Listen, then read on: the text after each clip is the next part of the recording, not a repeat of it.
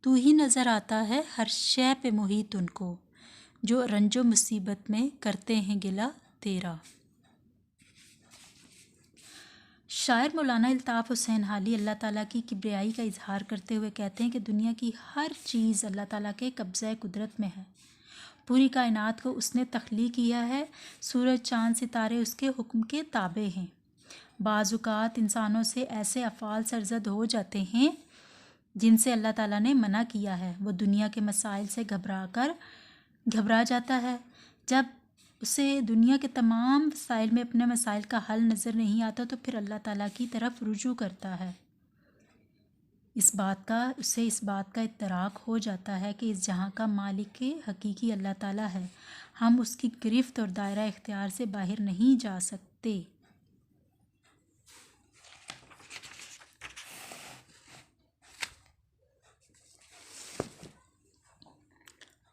آفاق میں پھیلے گی کب تک نہ مہک تیری، گھر گھر لیے پھرتی ہے پیغام صبا تیرا۔ شاعر کہتے ہیں کہ اللہ تعالیٰ آسمانوں کی بلندیوں اور اپنے وجود کے اعتبار سے موجود ہے، اگرچہ ہماری نظروں سے چھپا ہوا ہے، مگر اپنی صفات کے اعتبار سے اللہ کا جلوہ دنیا کے تمام مظاہر میں موجود ہے۔ فطرت کی تمام رنگینیاں، خوبصورت مناظر، بلند و بالا کوثر، چاند، تارے، ہوا، سب اللہ کے تخلیق کردہ ہیں۔ پھر کون ہے جو اللہ تعالیٰ کی ان صفات کو دیکھ کر اس کے وجود کا انکاری ہو؟ قرآن پاک میں ہے، اور اللہ ہے جس نے چلائی ہیں ہوائیں، پھر وہ اٹھاتی ہیں بادل کو، پھر ہم اس بادل کو ایک خشک قطع زمین کی طرف ہانک لے جاتے ہیں، پھر ہم اس کے ذریعے سے زمین کو نباتات سے زندہ کرتے ہیں اس کے خشک ہونے کے بعد۔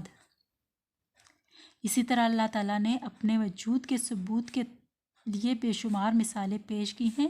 کائنات بنانے کے بعد پھر اللہ تعالیٰ لمحہ بلمحہ اس کے آرائش میں مصروف ہے تاکہ اہل بصیرت اس ذات کبریائی کے وجود کا احساس حاصل کر سکیں۔ ہر بول تیرا دل سے ٹکرا کے گزرتا ہے، کچھ رنگ بیاں حالی ہے سب سے جدا تیرا۔ مولانا الطاف حسین حالی نے اپنی شاعری میں اخلاقی پہلوؤں پر بہت زیادہ توجہ دی ہے اور قدیم اخلاقی قدروں کو نئے معاشرے کے لیے زیادہ ضروری سمجھا اور مسدسِ حالی لکھ ڈالی۔ دراصل وہ سمجھتے تھے کہ جہاں فن شعر کی اصلاح ممکن ہے وہاں انسان بھی فلاح پا جائے۔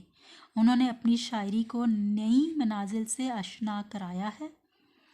اب آپ لوگوں نے ان اشعار کی تشریح اپنی کاپی پر لکھنی ہے اور اسے یاد کرنے کی کوشش کرنی ہے۔ اللہ حافظ۔